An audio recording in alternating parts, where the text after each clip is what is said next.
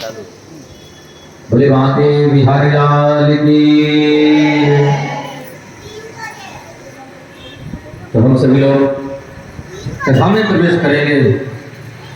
इससे पूर्व आइए बड़े भाव से प्रेम से रोज की भाव आज भी हम सभी लोग भगवत नाम संकीर्तन बड़े भाव से प्रेम से करेंगे। श्री कृष्ण गोविंद हरे मुरारी, हे नाथ नारायण वासुदेव। सब लोग नाथ नारायण वासुदेवा। बोले वासुदेव भगवान की, कृष्ण कन्हैया लाल की,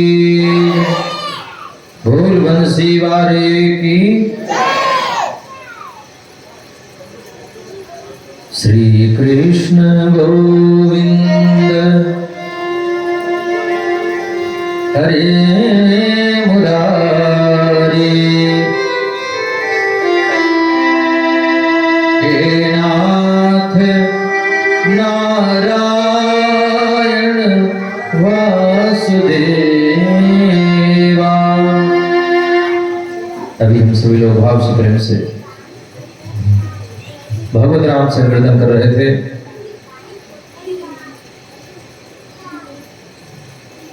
आइए हम सभी लोग कथा में प्रवेश करते हैं। कल की कथा में हम सभी लोग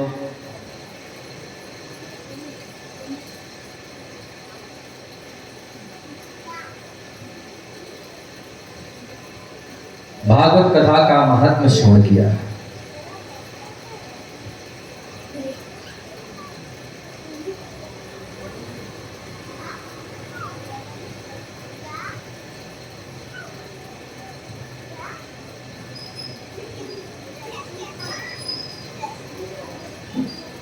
भगवान के रोम रोम में करोड़ों करोड़ों ब्रह्मांड जो रखते हैं,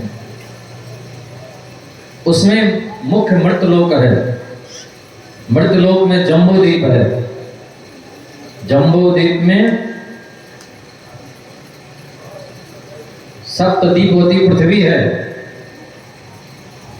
सप्तद्वीपोती पृथ्वी में 9 वर्ष हैं। 9 वर्ष में भारतवर्ष में झारखंड प्रदेश के अंतर्गत जिला कौन सा है? चाईबासा। झारखंड प्रदेश के अंतर्गत चाईबासा जिला के चक्रधरपुर के श्री राधा गोविंद मंदिर के प्रांगण में हम सभी लोग भागवत कथा का आनंद लेने के लिए समित रूप से एकत्रित हैं। भागवत कथा में पधारे हुए आप सभी भक्तों को जय श्री राधे, जय श्री कृष्ण। इस भूमि को बार बार वंदन करना चाहिए, प्रणाम करना चाहिए, जिस भूमि पर भागवत कथा की चर्चा हो रही है। श्री हनुमान जी महाराज सबसे पहले आ जाते हैं कथा सुनने के लिए। जहां जहां भागवत कथा होती है सबसे पहले हनुमान जी महाराज ही आते हैं। कोई कितना भी पहले आए, लेकिन पहले हनुमान जी आकर के बैठते हैं। वो लोग आते जाते।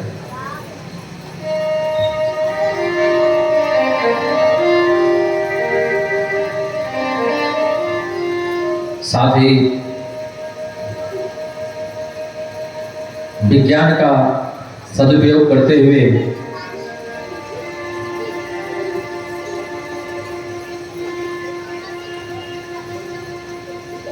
फेसबुक के माध्यम से कथा श्रवण करने वाले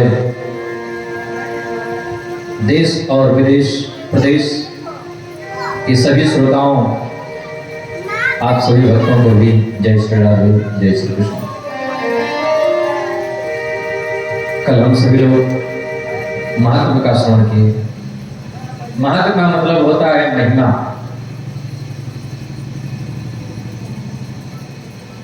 महात्मा का मतलब होता है फायदा, लाभ। बिना फायदे के कोई काम नहीं होता। घाटा वाला काम कौन करेगा? कौन ऐसा मूर्ख व्यक्ति होगा जो घाटे का सौदा करेगा? किसी का नाम बता दीजिए, आपको पता हो, जो घाटे का सौदा रोज करते हैं। है कोई दुनिया में? आप लोगों को नहीं पता है ना? ऐसे भी व्यक्ति हैं दुनिया में जो घाटे का काम करते हैं।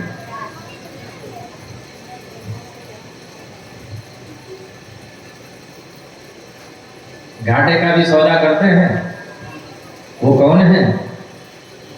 संत लोग हैं।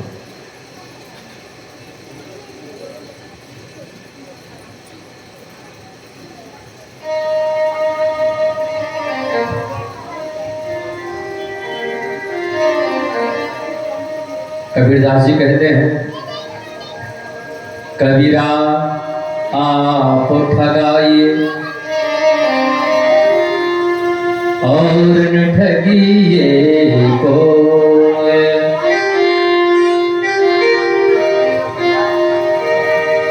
आप ठगे सुख होत है और ठगे दुख हो।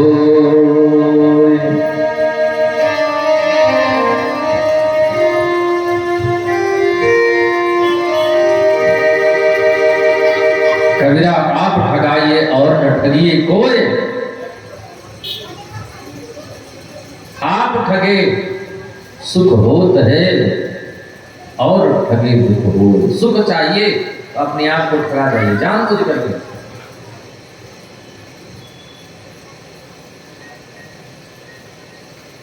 बहुत जगह हम कथा करने जाते हैं तो लोग कहते हैं महाराज जी यहाँ कथा करेंगे, यहाँ हमको कुछ नहीं मिलने वाला है।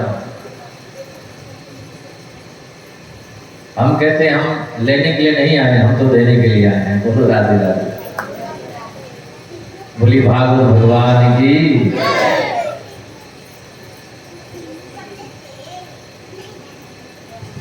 लाभ, कोई भी काम आदमी लाभ के लिए करता है। आप लोग भी आए हैं, फायदे के लिए आए हैं, सब लोग लाभ के लिए आए हैं। तो कथा से क्या लाभ मिलता है? कल हम लोगों ने सुना, कथा से मुक्ति मिलती है, कथा से भक्ति मिलती है, कथा से भगवान मिलते हैं, कथा से शांति मिलती है, कथा से सुख मिलता है।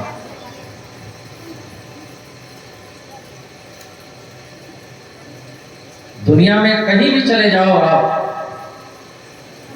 किसी भी कोने में चले जाएं, शांति कहीं नहीं मिलती। चाहे कितनी भी दौलत हो जाए, शांति नहीं। शांति तो बस भागवत भगवान के चरणों में बैठने से मिलती है। गोविंद के चरणों में, सत्संग में मिलता है सच्चा सुख केवल भगवान तुम्हारे चरणों में। तो कल हम लोगों ने कथा की महिमा श्रवण की। आज मंगलाचरण श्रवण करेंगे, समय थोड़ा कम है क्योंकि कथा बहुत विलंब से प्रारंभ हुई है। तो हम जितना समय है उतने समय में आज की कथा को समेटने की कोशिश करेंगे, ज्यादा विस्तार से कथा नहीं करेंगे। गागर में सागर भरने की कोशिश करेंगे। अब सागर कहाँ गागर में है, हम लोग राधे राधे। लेकिन कोशिश है, प्रयास है कि जो 6 घंटे की कथा है वो आधे घंटे में करने की कोशिश करेंगे। उसी में बीच में भजन भी है, संकीर्तन भी है। 45 मिनट का लगभग समय बचा है। आइए हम लोग भाव से, प्रेम से भागवत भगवान में प्रवेश करें, भगवान का ध्यान करके मंगलाचरण का श्रवण करें।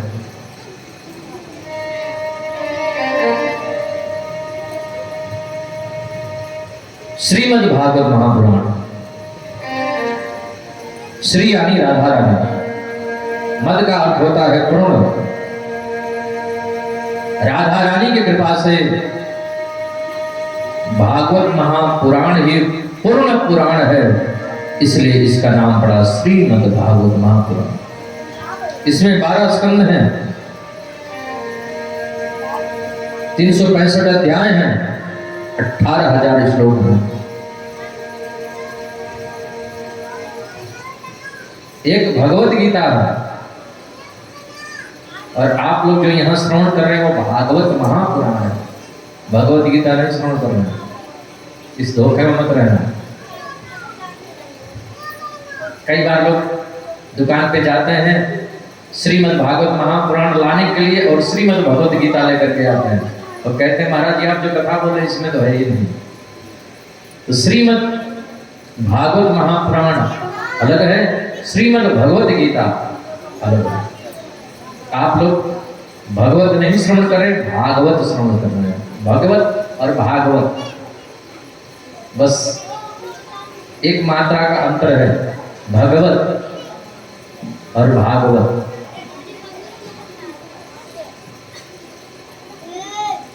तो हम सभी लोग यहाँ पर श्रीमद् भागवत महापुराण के अंतर्गत इसमें भगवत गीता भी श्रवण करेंगे, रामचरितमानस भी हैं, तमाम संतों की बातें भी श्रवण करेंगे, शास्त्र की बातें भी श्रवण करेंगे, थोड़ा सा और कुछ भी बातें वो श्रवण करेंगे। मुख्य रूप से श्रीमद् भागवत महापुराण कथा हम लोग श्रवण कर रहे हैं। मंगलाचरण है, प्रथम अध्याय, प्रथम स्कंद का प्रथम अध्याय का प्रथम श्लोक मंगलाचरण।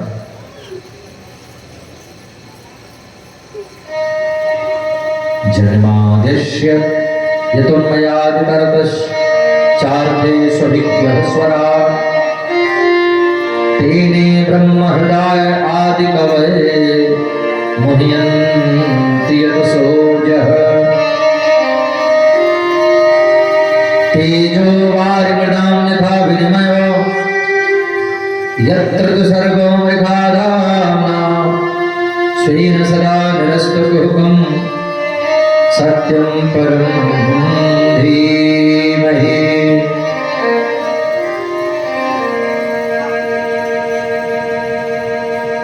जन्माद्यस्य,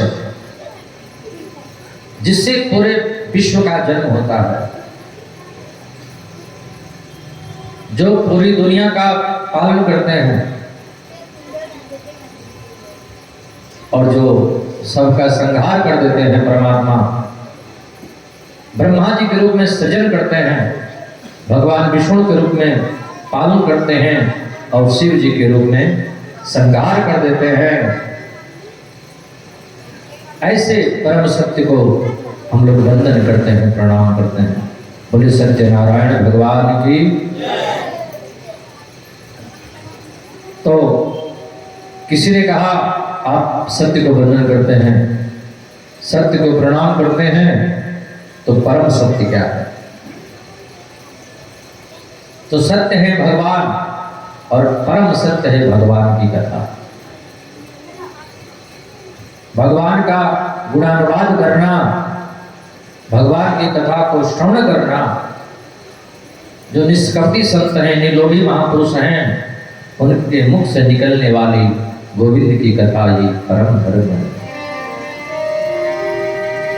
धर्मः प्रोज्झित कैतवत्र परमो निर्मत्सराणां सदा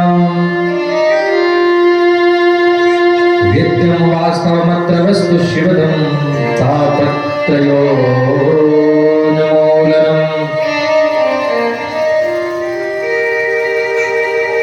श्रीमद्भागवते महामुनिकृते तुम्बा सत्तो हृदवरुद्धतिर्पृथिवी शुस्रो सुभिस्पक्षणा।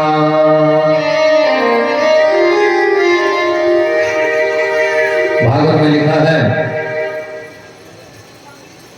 जिस समय हम भागवत की कथा श्रवण करने के लिए मन में विचार ले आते हैं कि आज हमको कथा श्रवण करने के लिए जाना है, जल्दी जल्दी हम तैयार होते हैं कथा श्रवण करने के लिए, और जिस समय मन में हम विचार लाते हैं कि आज हमको कथा श्रवण करने जाना है, तो भागवत में लिखा है उसी वक्त कन्हैया आकर के हमारे हृदय में कैद हो जाते हैं, अवरुद्ध हो जाते हैं। बोलो राधे राधे। बैठ नहीं जाते हैं, कैद हो जाते हैं। कैद कौन होता है? कैदी। कौन कैद होता है? जो जेल में जाता है कैदी, वो कैद होता है। तो भगवान विराजमान नहीं होते हैं, भगवान हमारे हृदय रूपी जेल में कैद हो जाते हैं। बोलो राधे राधे, गुलाम हो जाते हैं। भगवान तो कहते हैं तेरी मर्जी का मैं हूं गुलाम।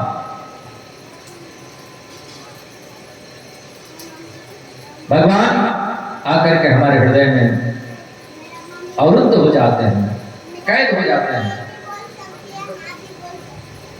विराजमान में और कैद होने में थोड़ा अंतर है।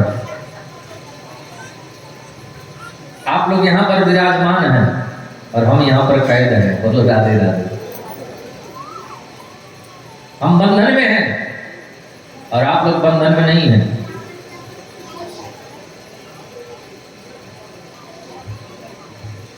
आप लोग कभी भी सो सकते हैं, नींद आएगी तो बाहर भी जाके अपने घर में सो सकते हैं। हमको तो जितना टाइम है उतना टाइम तो जागना ही पड़ेगा, और केवल जागना ही नहीं पड़ेगा, आप लोगों को जगाना भी पड़ेगा। तो आप लोग स्वतंत्र हैं, सो भी सकते हैं, कथा पंडाल में भी आप लोग सो सकते हैं। नींद आएगी तो प्रणाम ध्यान कर सकते हैं, लोग समझेंगे कि ध्यान से कथा सुन रहे हैं। बोलो राधे राधे। तो भगवान आकर के हमारे हृदय में कैद हो जाते हैं। तीसरे मंत्र में भागवत प्राकट्य कहां से हुआ है, भागवत निकला कहां से? तो अभी अभी हमारे रेलवे विभाग के DRM साहब ने बताया वेदों के बारे में। सबसे पहले वेद आए और ये भागवत महापुराण ये भी वेद से ही निकला। वेद हो गया वृक्ष और भागवत उसका फल है। वेद हम पढ़ेंगे तो कुछ समझ में नहीं आएगा और कुछ स्वाद भी नहीं आएगा।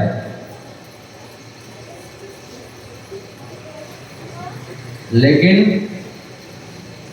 भागवत महापुराण हम पढ़ते हैं, श्रवण करते हैं तो कितना आनंद आता है।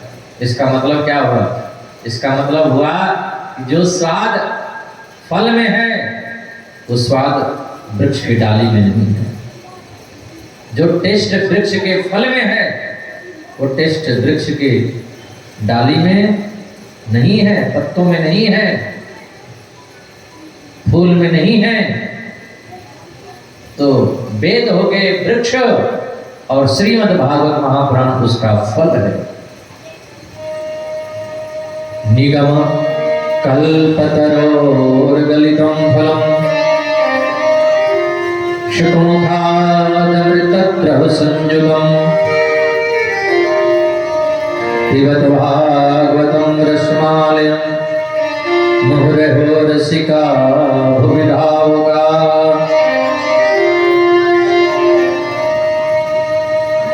निगम कल्पतरोर्गलितं फलम्, ये फल कच्चा है कि पक्का है? बोले गलितम फलम, पका हुआ फल है। खट्टा है कि मीठा है? बोले खट्टा तो हो ही नहीं सकता। क्यों नहीं हो सकता?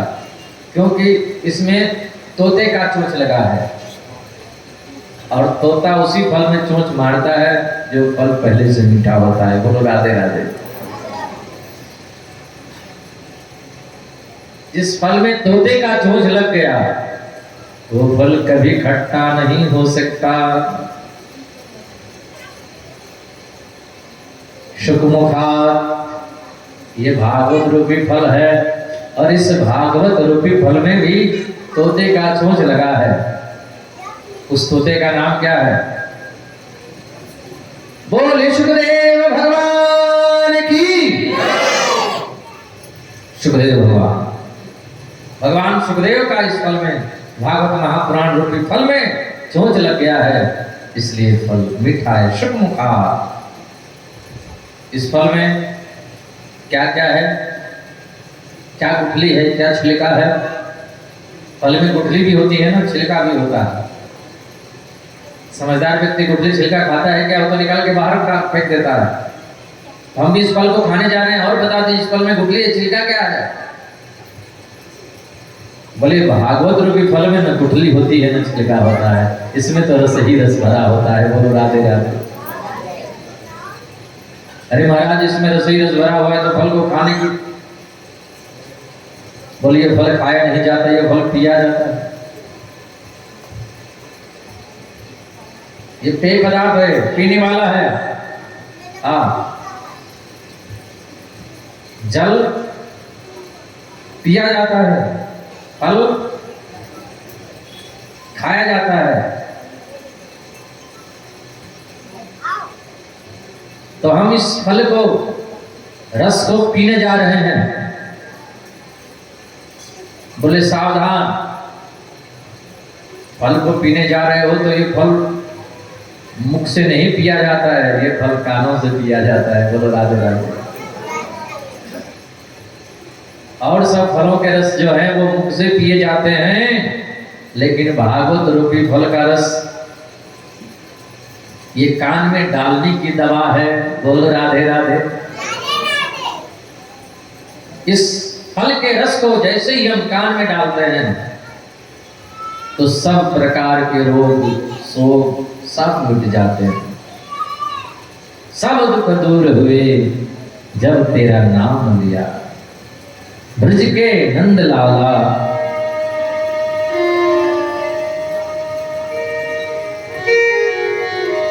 ब्रज के नंद लाला, राधा जू के सांवरिया, सब दुख दूर हुए जब तेरा नाम लिया।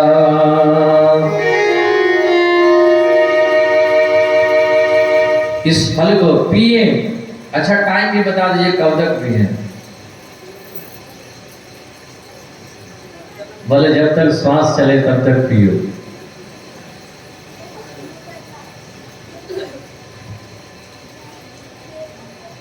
जब तक रोग ना दूर हो जाए तब तक इस फल के रस को कान में डालते जाओ। जब तक हमारा दुख दरिद्र शोक न मिट जाए तब तक इस फल को सेवन करें। पिबत भागवतम रसमालयम, मुहुरहो रसिका भव्य भाव का, बार बार पिए।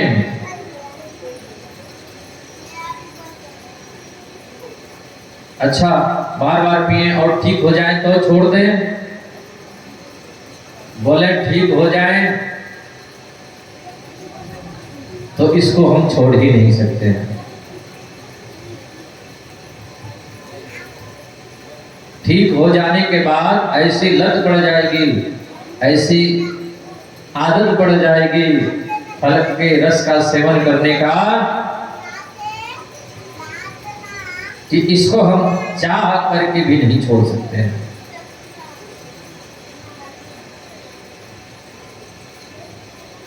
शराबी से जाकर के पूछो कि शराब छोड़ सकते हो क्या? शराब पीने की लत जिनको है उनको कोई शराब छुड़वा नहीं सकता।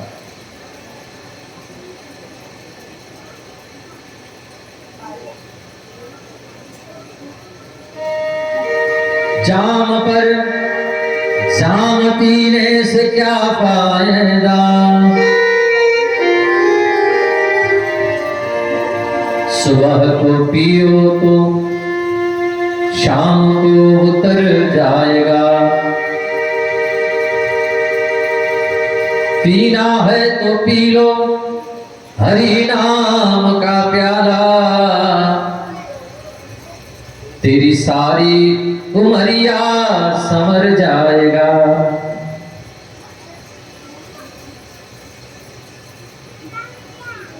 कथा सुनने की लत डालें, आदत डालें। कथा श्रवण करने की लत जब पड़ जाएगी तो हम चाह करके भी इसको छोड़ नहीं सकते हैं। और जिनको कथा श्रवण करने की आदत पड़ जाती है, दूर दूर भी कथा होती है तो वो लोग चले जाते हैं। क्योंकि यह अमृत है। अमृत की एक बूंद भी अगर किसी को मिल गई, वो स्वर्ग का अमृत नहीं, कथा अमृत की बात हम कर रहे हैं। इस कथा अमृत की एक बूंद भी किसी को प्राप्त हो गई तो आनंद का, विश्राम का अनुभव करने लगता है, वास्तविक सुख को पा जाता है। और उस आनंद को पाने के लिए कहीं भी जाना पड़े वो निकल पड़ता है। वो जंगल में भी रहे तो भी उसको आनंद आता है। जिसके आनंद की सिंधु की बिंदु किसी को प्राप्त हो जाती है, वो जेल में भी रहेगा तो भी उसको आनंद आएगा, जंगल में रहेगा तो भी आनंद आएगा, एयर कंडीशन रूम में रहेगा तो भी आनंद आएगा, सूखी रोटी नमक के साथ खाएगा तो भी आनंद आएगा, और 56 भोग खाएगा तो भी उसको वही आनंद आएगा। बोलो राधे राधे। और जिसको आनंद नहीं प्राप्त है, जिसको सच्चा सुख नहीं प्राप्त है, 56 भोग भी सामने रखा रहेगा, उसको पता ही नहीं चलेगा कि हम भोजन क्या कर रहे हैं। जिसके दिमाग में टेंशन है, परेशान है, भोजन सामने रख दिया जाता है फिर भी उसको भूख नहीं लगती। और संत लोगों को देखो, शारीरिक सुख को भी होता है, हम लोगों को भी होता है, लेकिन मानसिक जो परेशानी है, तकलीफ है, जो मन में टेंशन है, वो संत महात्मा को नहीं होता है। हमारे मन में यही अंतर है। वो भी बीमार पड़ते हैं, हम भी बीमार पड़ते हैं। अंतर क्या है? अंतर ये है कि हम लोग टेंशन में रहते हैं, महात्मा लोग टेंशन में नहीं रहते। साधु कभी टेंशन में नहीं रहता, और जो टेंशन में रहता वो साधु नहीं है। जो टेंशन में रहे वो साधु नहीं, जो खुद टेंशन में ना रहे और दूसरों को भी ना टेंशन में रहने दे, वही साधु है। बोलो राधे राधे। जो खुद हंसे और दूसरों को हंसाए, खुद आनंद की प्राप्ति करे और दूसरों को भी आनंद में ले जाए, वही साधु। भागवत कथा ये काम करती है। भागवत की छाया में हम आकर के बैठ जाते हैं, हमारे सारे टेंशन दूर हो जाते हैं। यहाँ बैठने के बाद अगर किसी को टेंशन हो रहा तो बताओ, है कोई? अगर फिर बैठने के बाद भी टेंशन अगर है तो इसका मतलब बीमारी बहुत बड़ी है। आपने बहुत दिनों से उस बीमारी का इलाज नहीं करवाया। छोटी मोटी बीमारी अगर हो तो यहाँ बैठते ही दूर हो जाएगी, लेकिन बहुत बड़ी अगर बीमारी हो, आपने रोग को बहुत ज्यादा बढ़ा लिया है, तो दवा को थोड़ा लंबा चलाना पड़ेगा। बोलो राधे राधे। कथा को थोड़ा लंबा सुनना पड़ेगा। लेकिन यहाँ आने के बाद हम गारंटी देते हैं, 100% गारंटी है। इस भागवत रूपी दवा की 100% हम गारंटी देते हैं कि आपके मन में जो विकार है, जो टेंशन है, तकलीफ है, 100% वो दूर हो जाएगा। शर्त है, इस दवा को कान में पीना पड़ेगा। बोलो राधे राधे।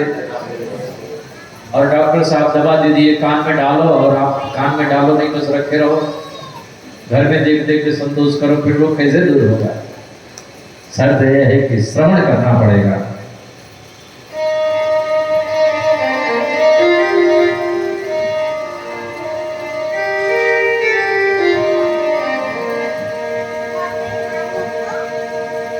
प्रथम भक्ति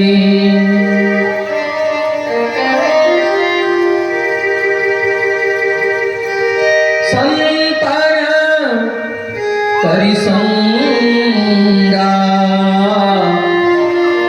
दूसर रति मम कथा प्रसंगा। भगवान की कथा श्रवण करना ये दूसरी भक्ति है।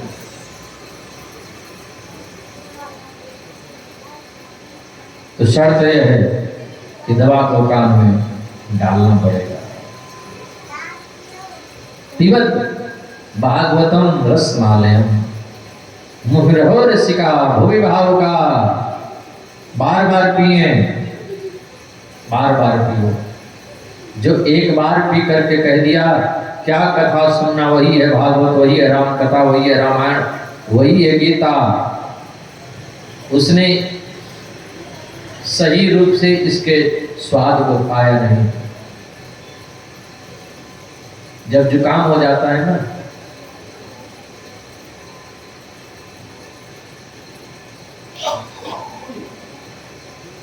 जब जुकाम हो जाता है तो किसी भी चीज की खुशबू नाक में नहीं आती है। कितना भी महंगा सेंट छिड़क दो, नाक को पता ही नहीं चलेगा कि क्या है ये। तो जिसको इसका टेस्ट नहीं मिल रहा है, इसका मतलब उसको कोई ना कोई बीमारी है, कुछ ना कुछ उसको हुआ है जिससे इसका स्वाद, कथा का रस नहीं मिल रहा है, आनंद नहीं मिल रहा है। तो प्रथम भक्ति संतन करी संगा, दूसर रति मम कथा प्रसंगा। श्रवण करें कथा को, बार बार श्रवण करें, और जो कथा के तत्व को नहीं जाना वो क्या समझेगा। जिन हरि कथा सुनी नहीं काना, श्रवण रंध्र अरिभव न समाना। जिन्होंने अपने कानों में भगवान की कथा नहीं सुनी, उनके कान सर्पों के बिल के गड्ढे हैं। बोलो राधे राधे। चूहों के बिल के गड्ढे क्यों नहीं कहा? गड्ढे तो चूहे बनाते हैं, सर्प बिल थोड़ी बनाते हैं, वो तो चूहे के बिल में जाके रहते हैं। तो सर्पों के बिल कहने की क्या आवश्यकता है, चूहों के बिल कह देते हैं। सर्पों के बिल इसलिए कहा कि सर्प में विष है, सर्प में जहर है, विष है। और हमारे कान जब कथा नहीं सुनते हैं तो हमारे कान में भी सर्पों की जगह पे निंदा श्रवण करना पड़ता है। निंदा रूपी विष आते हैं, बड़ाई रूपी जहर आते हैं। कोई गाली दे देता है, वो जहर आ जाते हैं। कोई कुछ कहता है, वो आते हैं। फिल्मी गाने आ जाते हैं, ये सब विष है, जहर है। बोलो राधे राधे। इन्हीं के जगह पे श्रवण करना है तो भगवान के भजन श्रवण करिए, मीराबाई के पद को श्रवण करें, सूरदास के भजन को सुने। मेरे तो गिरधर गोपाल दूसरो ना कोई, मीराबाई कहती है, बसो मेरे नैनन में नंदलाल। कथा को श्रवण करें, बार बार इस रस को पिए। आज रोज की बात, नैमिषारण्य में 88,000 संत जन विराजमान हैं। उन ऋषियों की मंडली के मध्य में आदरणीय सूत जी महाराज पधारे और सूत जी से ऋषियों ने 6 प्रश्न किए हैं। 6 प्रश्नों के अंतर्गत पूरी भागवत कथा होती है।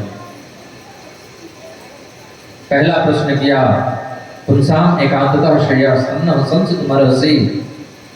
मानव के कल्याण का मार्ग क्या है, मुक्ति का मार्ग क्या है। दूसरा प्रश्न किया, किसको पूजें किसको छोड़ें।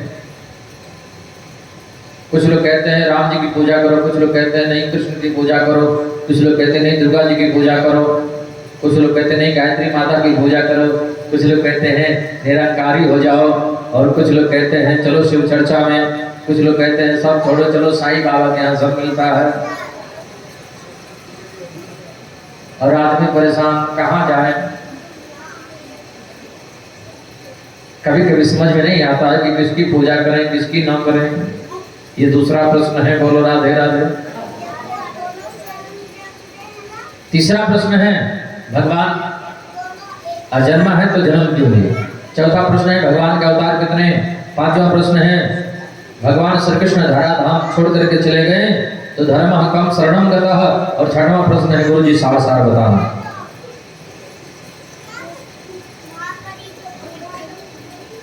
सो जी कहते हैं ऋषियों, आप लोगों ने जो प्रश्न किया है प्रश्न का जवाब देंगे, लेकिन भगवान सुखदेव को वंदन कर लें।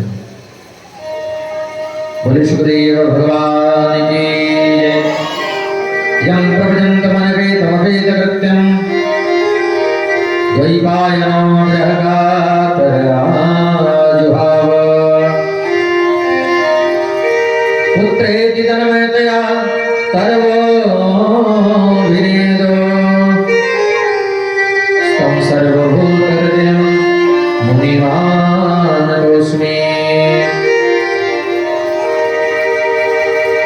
बोले सुखदेव भगवान की। भगवान सुखदेव जन्म लेकर के संन्यास लेकर के सीधे वन की ओर चले गए। गोलोक धाम में राधा रानी की गोद में खेला करते थे। राधा जी ने कहा मृतलोक में जाइए और जन जन में भागवत धर्म का प्रचार प्रसार कीजिए। तब भगवान सुखदेव मृतलोक में आए, अंडे के रूप में पड़े हैं। पर्वताल प्रदेश बर्फीला प्रांत अमरनाथ जिसको बोलते हैं, हवा का आया झोंका, माता पिता कहीं उड़ करके चले गए, अभी अंडे के रूप में पड़े हैं। नारद जी आ गए पार्वती जी के पास में। पार्वती जी ने उनका आदर सत्कार किया। आजकल आप आते जाते नहीं हैं। नारद जी ने कहा दुनिया में कहीं प्रेम नहीं रहा, इसलिए हम सब जगह आना जाना बंद कर दिए हैं। पार्वती जी बोली हमारे भोले बाबा में इतना प्रेम है, इतना प्रेम है। नारद जी बोले इतना प्रेम है तो कोई बात छुपानी नहीं चाहिए। पार्वती जी बोली वो छुपाते भी नहीं है। नारद जी ने कहा छुपाते नहीं है तो ये बात आपसे बताई कि उनके गले में मुंडों की माला वो किसकी है? पार्वती जी बोली ये बात हमसे कभी नहीं बताई। नारद जी बोले प्रेम क्या खाक करते हैं आपसे, ये बात आपको बताई नहीं है? आप इतनी भोली हैं, उनसे कभी पूछी नहीं और आपसे कभी वो बताए नहीं हैं? आप कहते हैं प्रेम है, प्रेम है। जहाँ प्रेम होता है वहाँ कभी कोई बात छुपाई नहीं जाती है। और आप कहते हैं कि प्रेम प्रेम क्या खाक करते हैं आपसे? ऐसा है कि मैं तो चला और आप जानो और आपका काम जाने। इतना बोल करके नारद जी भोले बाबा के बगल से होकर इशारा करे, बाबा आज पधारना को किया कर, जल्दी आप जाना, मैया आपका इंतजार कर रही है। हाँ, झोटी में जल लेकर के आपका स्वागत करेगी। भोले बाबा आए, देखा पार्वती जी के चेहरे पर 12 बज रहे थे। अरे देवी हुआ क्या, उदास क्यों हो? पार्वती जी बोली बात मत करो। अरे देवी हुआ क्या? बोले बात मत करो, ऊपर से भी काले हो और भीतर से भी काले हो। अरे देवी हुआ क्या, नाराज क्यों होती हो? ये बात हमसे क्यों नहीं बताई? ये आपके गले में जो मुंडों की माला है वो किसकी है? भोले बाबा ने कहा देवी हम कैसे बताएं, ये सब आपके ही मुंड लगे हैं। हम आपसे इतना प्रेम करते हैं, इतना प्रेम करते हैं। आप जब जब देह का परित्याग करते हैं आपकी स्मृति के लिए, याद के लिए वो मुंडों की माला हम गले में धारण करके रखते हैं। पार्वती जी बोली तब तो आप कपटी नहीं महाकपटी निकले। क्यों? क्योंकि मैं इतनी बार मर गई और आप एक बार भी नहीं मरे। भोलेनाथ ने कहा देवी हमने अमर कथा श्रवण की है और जो भागवत कथा श्रवण कर लेता है, जो अमर कथा श्रवण कर लेता है वो मरता नहीं है। बोलो राधे राधे।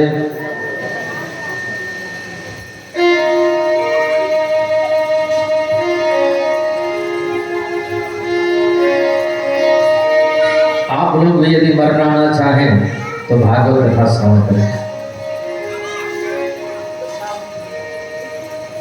जय जय अमर कथा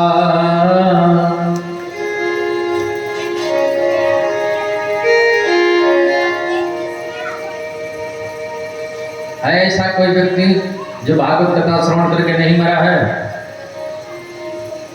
मरा है। आप कहोगे महाराज कथा कहने वाले मर गए, आप कह रहे हैं कि कथा सुनने वाला नहीं मरेगा, इसका मतलब झूठ बोल रहे हैं आप। ऐसा कोई है जो कथा श्रवण कर ले और ना मरे? मरेगा? नहीं मरेगा। हम बताएंगे कौन कौन नहीं मरेगा और हम गारंटी देते हैं कि हम लोग और आप लोग भी अगर भाव से कथा सुनेंगे तो आप लोग भी नहीं मरेंगे। ये हम गारंटी देते हैं। 100% गारंटी। यहाँ मिलावटी बात नहीं है, इस दवा में कोई मिलावटी नहीं है, प्योर दवा है। आप लोग भी नहीं मरेंगे, कोई नहीं मरेगा जो कथा को श्रवण करेगा।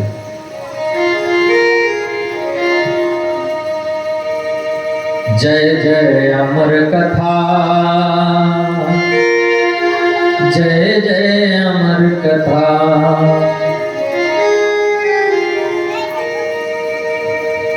जिसे श्रवण कर मिट जाती है जन्म जन्म की व्यथा।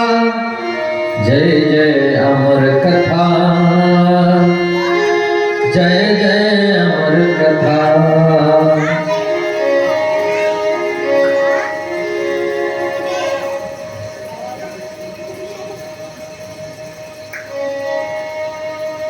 सीता जी मर गई होती अशोक वाटिका में। हनुमान जी महाराज जब सिया मैया का पता लगाने गए, अशोक वाटिका में अशोक वृक्ष के नीचे बैठ करके मरना तो चाहती हैं और मरने जा भी रही थी। उसी वक्त हनुमान जी अमर कथा लेकर के पहुंच गए और उनको कथा सुनाया। रामचंद्र गुण बरने लागा, सुनते सीता कर दुख भागा। रामचंद्र गुण बरने लागा। अच्छा, आप मुझसे इसे बताइए, कभी कभी इतना दुख होता है, इतना टेंशन होता है, हमको नहीं मन होता है कि जाकर के ट्रेन से कट के मर जाए?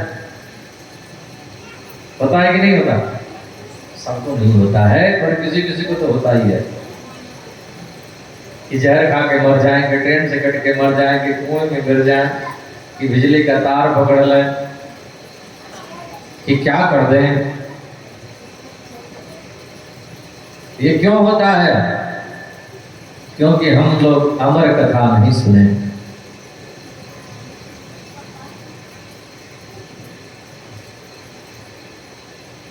अमर कथा श्रवण कर लेंगे, फिर हमारा मन नहीं होगा कि जाकर के ट्रेन से कट जाए। तो बताओ, मरने से बचे कि नहीं बचे?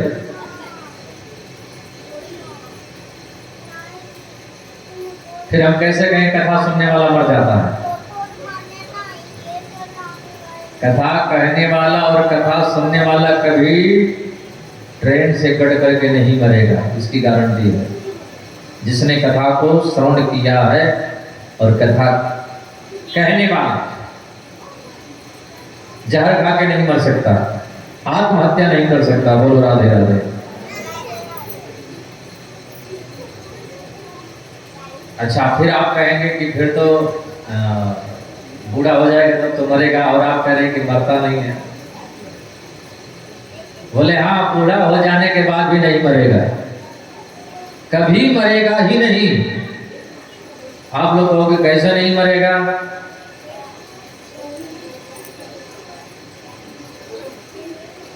संत लोग कहते हैं हम न मरी है, मरी है संसारा। संत लोग कहते हैं हम नहीं मरते हैं। कौन मरता है? शरीर मरता है।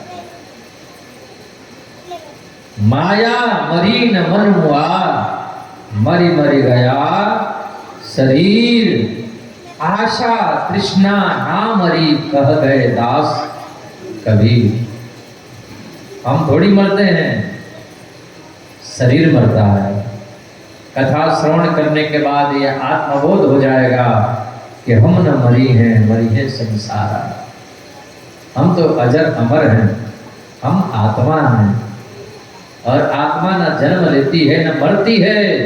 ये शरीर जन्म लेता है। सारा परिवर्तन शरीर में होता है, हमारे में नहीं होता। शरीर जन्म नहीं लिया तो भी हम थे, शरीर पैदा हुआ, इतना छोटा शरीर बना तो भी हम थे, इतना बड़ा शरीर हुआ तो भी हम थे, इतना बड़ा शरीर हुआ तो भी हम थे, इतना बड़ा हुआ तो भी हम थे, और बड़े हो गए तो भी हम थे। शादी हो गई तो भी हम हैं, बच्चे हो गए तो भी हम हैं, बूढ़े हो गए तो भी हम हैं, श्वास खत्म हो जाएगी तो भी हम रहेंगे। बोलो राधे राधे। क्योंकि हम तो आत्मा हैं, शरीर नहीं है। जो भागवत कथा श्रवण कर लेगा उसकी मृत्यु नहीं होती है, जन्म और मृत्यु से परे हो जाता है। ऐसी भागवत कथा हम लोग श्रवण करने के लिए यहाँ पर बैठे हुए हैं। बोलो राधे राधे। पार्वती जी बोली वो अमर कथा मुझे भी सुनाइए। भोले बाबा कथा श्रवण कराने लगे, उसी समय पार्वती जी सो गई। जयकारा लगाया, पार्वती जी जगी, तब तक वो सुख पक्षी कथा सुन लिया। भोले बाबा मारने के लिए दौड़े, त्रिशूल लेकर के उड़ करके गया। महर्षि वेदव्यास का आश्रम, उनकी पत्नी महारानी पीठिका, उनको थोड़ी उबासी आई, वो सुख पक्षी उनके मुंह में होकर सीधे पेट में गर्भ में जाकर के समाधि लगा लिया। 12 वर्षों की समाधि।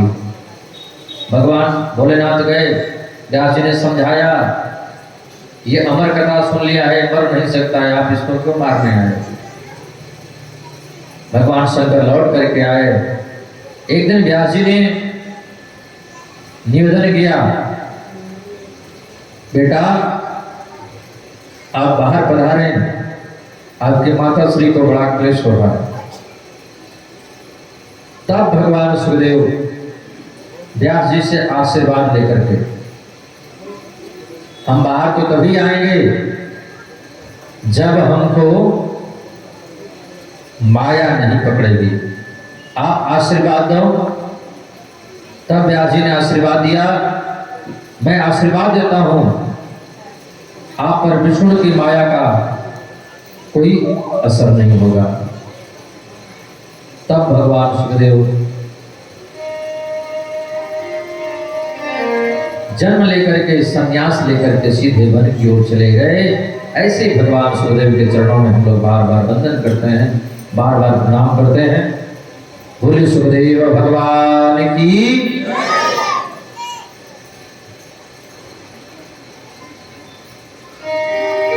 यम प्रव्रजन्तमर्वेतमपेत कृत्यम्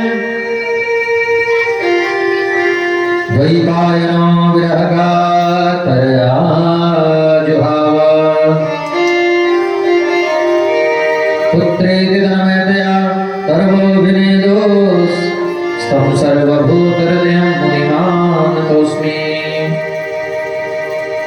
सूत जी कहते हैं, ऋषियों आप लोगों ने 6 प्रश्न किए हैं, 6 प्रश्नों का हम जवाब देंगे।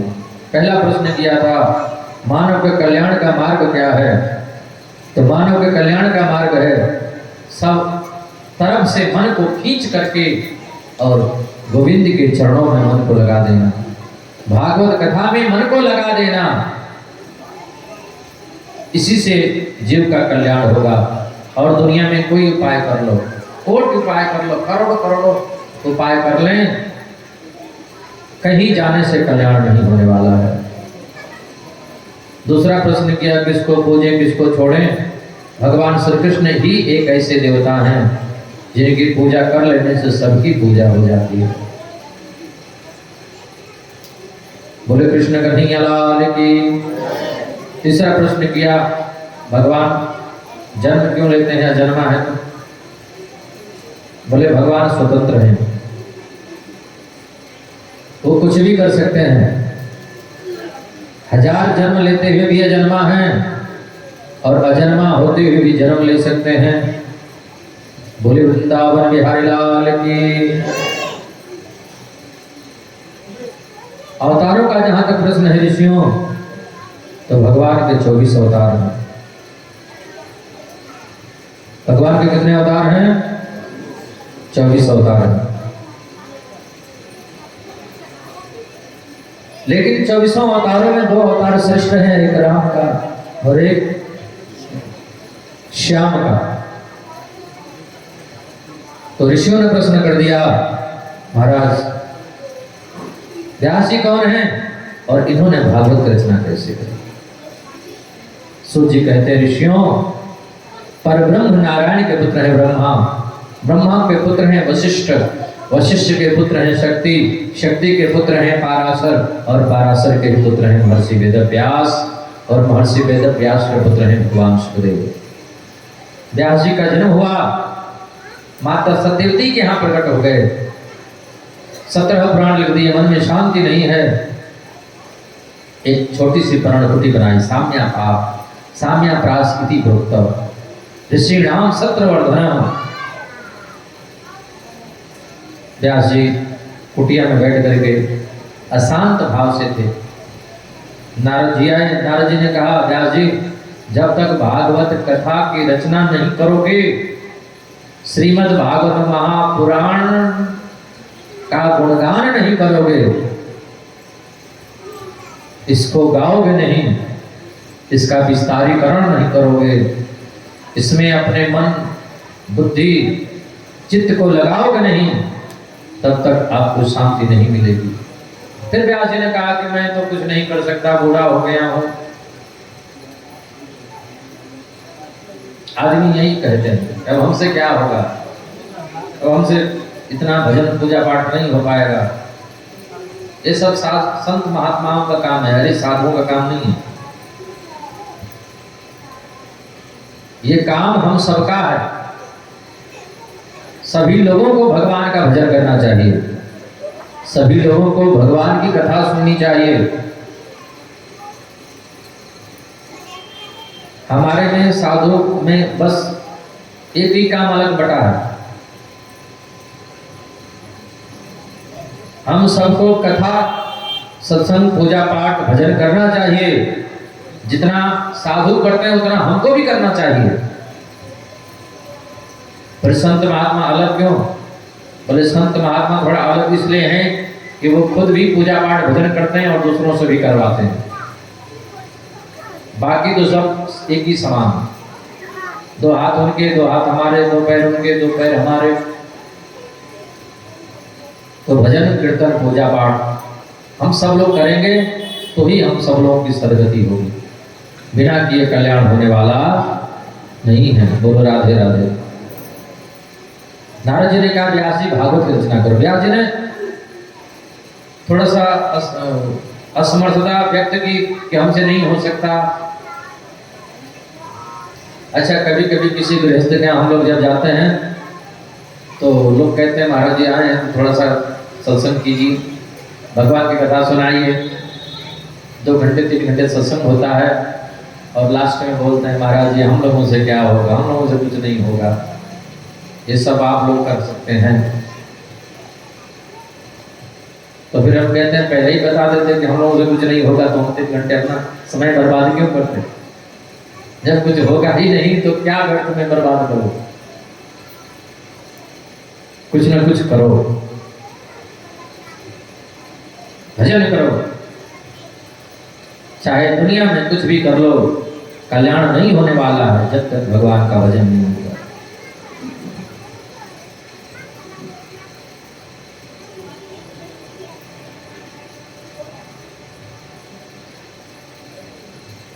व्यास जी कहते हैं हमसे कुछ नहीं होगा, हम भागवत रचना नहीं कर पाएंगे। नारद जी फिर अपने पूर्व जन्म की कथा बताते हैं। मैं पूर्व जन्म में दासी का पुत्र था, मेरी माँ मर गई, मेरे पिताजी मर गए, तो मेरी माँ मुझे संतों के पास लेकर के चली गई। वहाँ पर संत लोग आए और संतों का सत्संग हुआ, संतों ने हमें मंत्र दिया। संतों की कृपा से मैं बच्चा रामदास आज देवर्षि नारद बन गया। तो आप व्यास जी भागवत की रचना क्यों नहीं कर सकते हैं? व्यास जी के समझ में बात आ गई। व्यास जी तो चतुश्लोकी भागवत से 18,000 श्लोक बनाए। फिर ऋषियों ने पूछा ये परीक्षित कौन है, इनका जन्म कैसे हुआ? सूत जी कहते हैं ऋषियों, महाभारत का युद्ध समाप्ति की ओर था। भीमसेन अपने गदा से दुर्योधन के जंघे को तोड़ दिया। दुर्योधन ने कहा मित्र अश्वत्थामा, मुझे 5 पांडवों का सिर चाहिए। अश्वत्थामा गया, 5 पांडवों की जगह पे 5 पांडवों के पुत्रों का सिर काट दिया। ला करके दिया। दुर्योधन को पता चला ये पांचों पांडव नहीं है, धरती पर गिर पड़ा, मर गया। महारानी द्रौपदी को पता चला, बहुत रोई। अर्जुन ने कहा देवी तुम्हारे पांचों पुत्रों का हत्यारा इस धरती पर कहीं पर भी होगा, मैं उसे जीवित नहीं छोड़ सकता। दौड़ करके अर्जुन अश्वत्थामा के केश को पकड़ करके ले करके आए, अपमानित करके सभा से बाहर कर दिया। अश्वत्थामा ने कहा अब तो मैं पांडवों के वंश को निर्वंश ही कर दूंगा। ब्रह्मास्त्र छोड़ दिया। महारानी उत्तरा के गर्भ को नष्ट करने के लिए महारानी उत्तरा गोविंद के चरणों में गिर पड़ी। पाहि पाहि महायोगिन देव देव जगतपते, हे कन्हैया हमारी रक्षा करो। भगवान भीतर जाकर के उस गर्भस्थ शिशु को बचा लिया। कुंती को दिखाई दे रहा है भगवान एक रूप से बाहर भी है और एक रूप से भीतर भी है। भगवान भीतर भी है, बाहर भी है। बहुत लोग कहते हैं भगवान भीतर है, बाहर नहीं है। जो ये कहते हैं भगवान भीतर है बाहर नहीं है, उनकी भूल है। भगवान सब जगह है।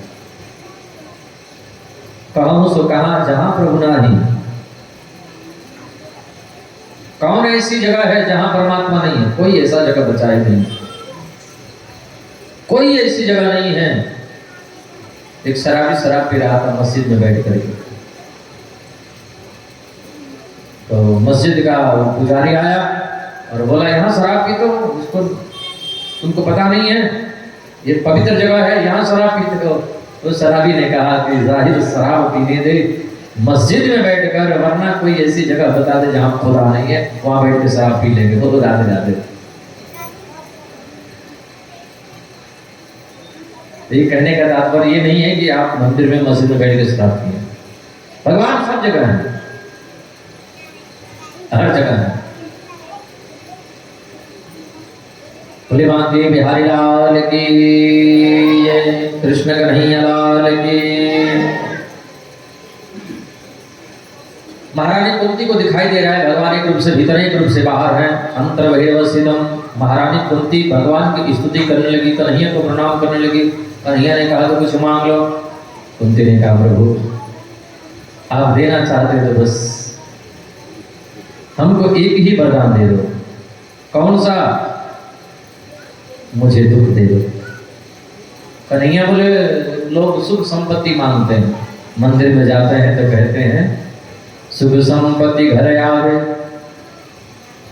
और आप कह रहे हैं कि दुख संपत्ति घर आवे। कुंती बोली प्रभु मुझे सुख भी प्यारे हैं और मुझे दुख भी प्यारे हैं। छोड़ो मैं किसे भगवान, दोनों ही तुम्हारे हैं। सुख दुख ही तो दुनिया की गाड़ी को चलाते हैं। सुख भी मुझे प्यारे हैं, दुख भी मुझे प्यारे हैं। सुख भी मुझे प्यारे हैं, दुख भी मुझे प्यारे हैं।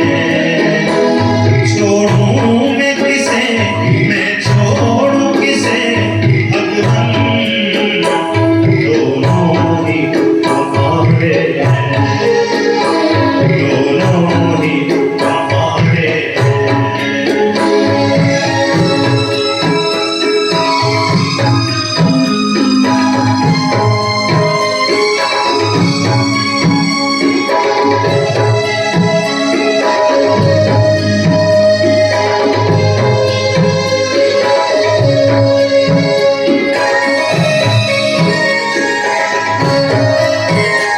दुख चाहे ना कोई भी, सब सुख को तरसते हैं।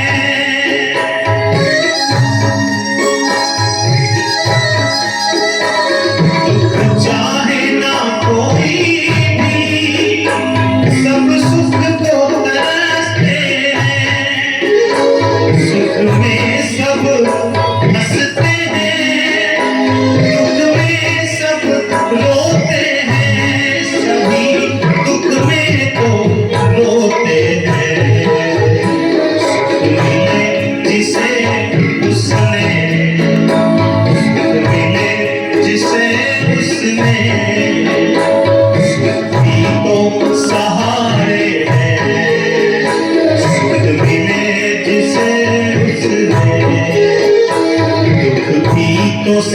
तुम्हारे हैं। छोड़ूं मैं किसे, मैं छोड़ूं किसे भगवन, तुम्हारे हैं, दोनों ही तुम्हारे हैं।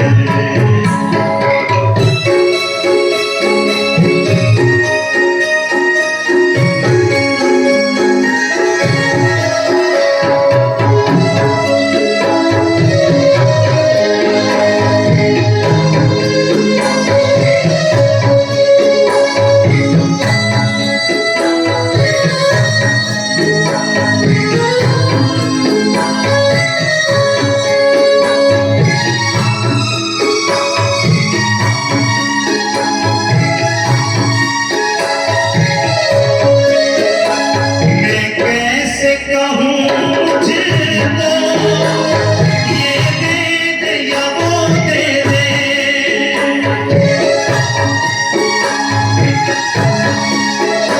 मैं कैसे कहूँ मुझको, ये दे दे या वो दे दे।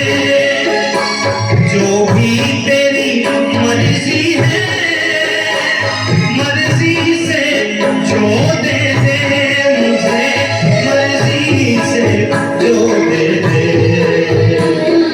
मैंने तो तेरे आगे, मैंने तो तेरे आगे ये हाथ पसारे। छोड़ूं मैं किसे, मैं छोड़ूं किसे भगवन, दोनों ही तुम्हारे हैं, दोनों ही तुम्हारे हैं।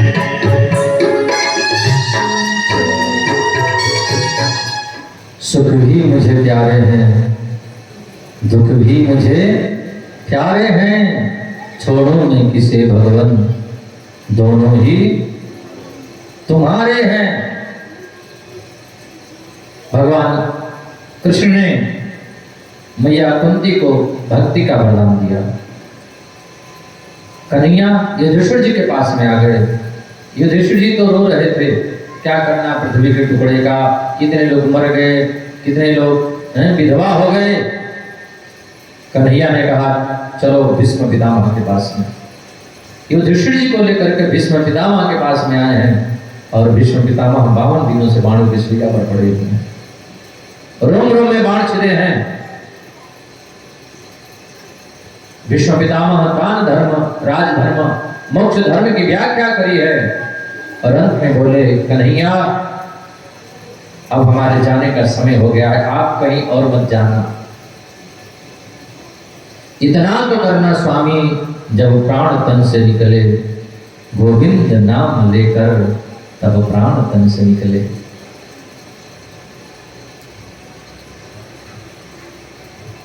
श्री गंगा जी का तट हो या यमुना का वंशीवट हो, मेरा सांवला निकट हो, जब प्राण तन से निकले। एक भक्त की है अर्जी, आगे तुम्हारी मर्जी। एक भक्त की है अर्जी, खुद गर्ज की है गर्जी, आगे तुम्हारी मर्जी। जब प्राण तन से निकले, गोविंद नाम लेकर तब प्राण तन से निकले। विश्व पितामह कन्हैया तो न्याड़ कर अपने पंच भौतिक शरीर का परित्याग कर दिया। कन्हैया द्वारिका आए, उस बालक ने जन्म ले लिया। भगवान ने जिसको गर्भ में जाकर बचाया था, पैदा होते ही इधर उधर देखने लगा, रोने लगा। कुंती बोली व्यास जी से, ये बालक इधर उधर क्या देख रहा है? व्यास जी बोले इधर उधर देख रहा है कि भीड़ इतनी है, लेकिन इस भीड़ में वो क्यों नहीं दिखाई देता जिसने गर्भ में जाकर के तुझे बचाया था। उसी समय कन्हैया आए और कुंती मैया उस बालक को गोविंद के गोदी में दिया और देखते ही गोविंद को, कन्हैया को देखते ही खिलखिला करके हंसने लगा। इसी ने जाकर के मुझे गर्भ में बचाया था और इसी परीक्षा ने नाम रख दिया परीक्षित। बोले परीक्षित महाराज की। परीक्षित को दर्शन देकर के कन्हैया आए, अर्जुन छोड़ने गए, गोविंद द्वारिका में आए, यदुवंशियों में विवाद छिड़ गया, सभी यदुवंशी आपस में लड़ झगड़ करके मर गए। भगवान भी किसी को निमित्त बना करके उसको धाम चले गए। अर्जुन यह समाचार आकर के युधिष्ठिर से कहा, पांचों पांडव राजा परीक्षित को राजगद्दी पर बिठा करके स्वर्गारोहण कर लिए। परीक्षित धीरे धीरे बड़े हो रहे हैं, राजपाल संभाल रहे हैं, विवाह शादी हो गया, पति पत्नी दोनों मिल करके भगवान का भजन करते। एक दिन परीक्षित अपने सैनिकों के साथ में घूमने के लिए जंगल की ओर बढ़े, अपने माथे पर स्वर्ण मुकुट रखा, जरासंध वाला। रास्ते में एक दृश्य देखा, एक गाय है और एक बैल, बैल के 3 पैर कटे हैं। गाय यानी पृथ्वी, बैल यानी धर्म। धर्म रूपी बैल को पृथ्वी रूपा गाय देख करके रो रही है। आपस में बातें कर रहे हैं। बैल के 3 पैर कटे, एक ही पैर से खड़ा है। परीक्षित ने पूछा, तुम कौन? एक आदमी आया और उस पैर को भी तोड़ रहा है। बोला, तुम कौन हो? बोला, मैं कलयुग हूं। कलयुग नहीं चाहता कि धर्म का एक भी पैर सुरक्षित रहे। परीक्षित ने कहा, निकल जाओ हमारे राज्य से। कलयुग ने कहा, चारों तरफ आपका ही राज है, हमको भी कोई जगह चाहिए, हम भी आपके राज में कहीं कोने में रहेंगे महाराज, हम कहाँ जाएंगे? परीक्षित ने कहा, देखो हम तुमको मारेंगे नहीं, लेकिन 4 जगह देते हैं। द्यूतम पानम स्त्री सुना, जहां जुआ खेला जाता है वहां रहना, जहां मदिरा पान शराब पीता है वहीं लोग वहां रहना, जहां हिंसा होती है वहां रहना। शराब नहीं पीनी चाहिए, आदमी की बुद्धि को खराब कर देती है शराब।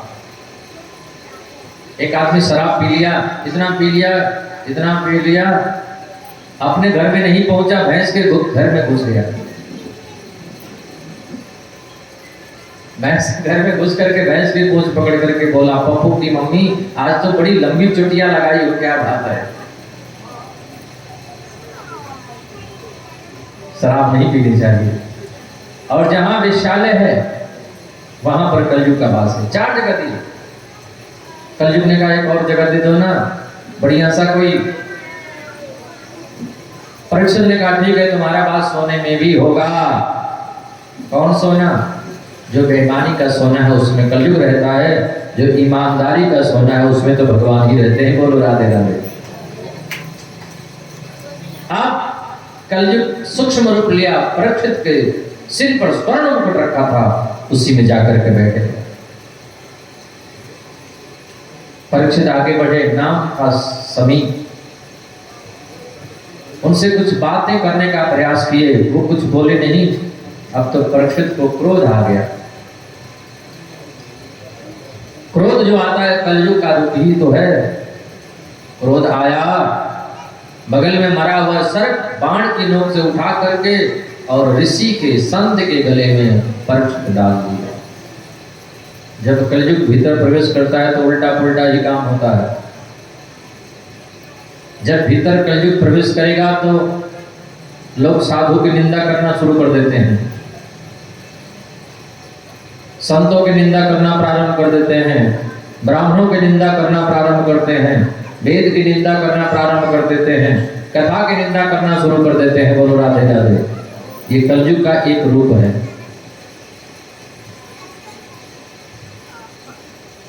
सूक्ष्म रूप लिया, परीक्षित के भीतर प्रवेश कर गया। परीक्षित ने कहा, ढोंगी बाबा मालूम पड़ता है, दुनिया में कोई साधु संत नहीं है, सब बेकार है, ऐसी ही दुनिया चल रही है। लेकिन ध्यान देना, ऐसा बोलने वाला जो बोल रहा है वो नहीं बोल रहा है, उसके भीतर कलयुग बैठ के बोल रहा है।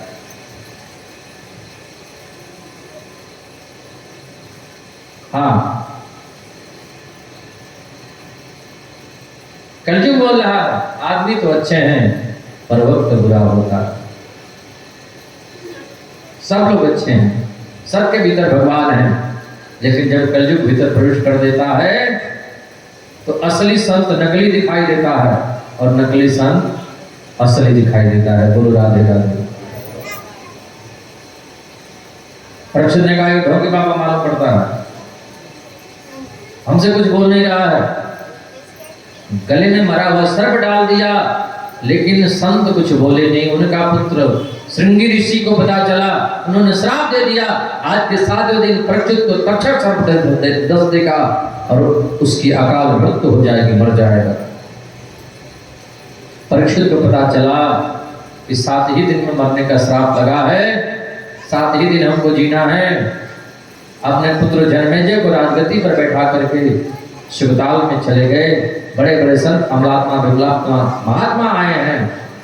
भगवान सुखदेव का मन नहीं लगा, भगवान सुखदेव आए। ऋषियों ने कहा परीक्षित अब तुम्हारी मुक्ति कन्फर्म हो गई। भगवान सुखदेव आ गए, टेंशन मत लो, अब इनसे प्रश्न करो, पूछो कि हमारी मुक्ति कैसे होगी।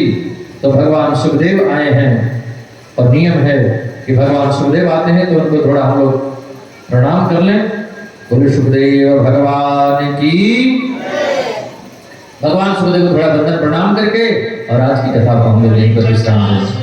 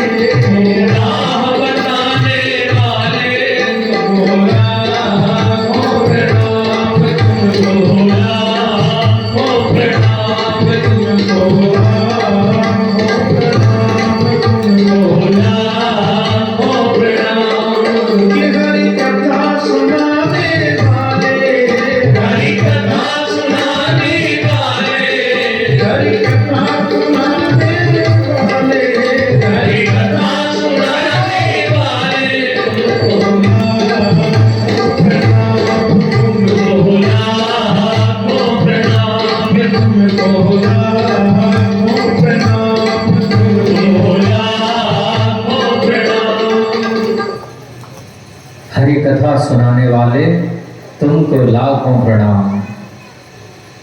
अतः पृच्छामि संसिद्धि योगिनां परमं गुरुं पुरुषस्य हितकार्यं म्रियमाणस्य सर्वथा।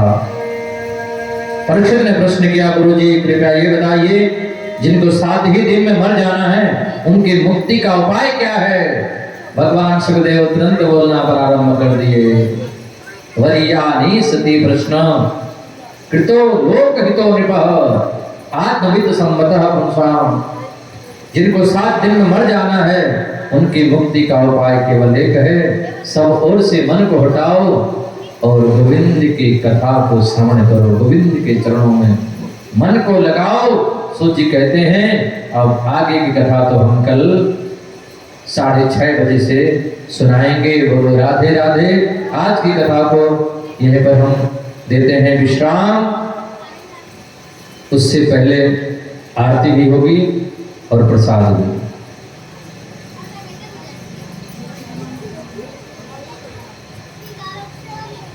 तो आइए हम लोग 2 मिनट भगवत नाम संकीर्तन करें जब तक आरती और प्रसाद की तैयारी हो रही है।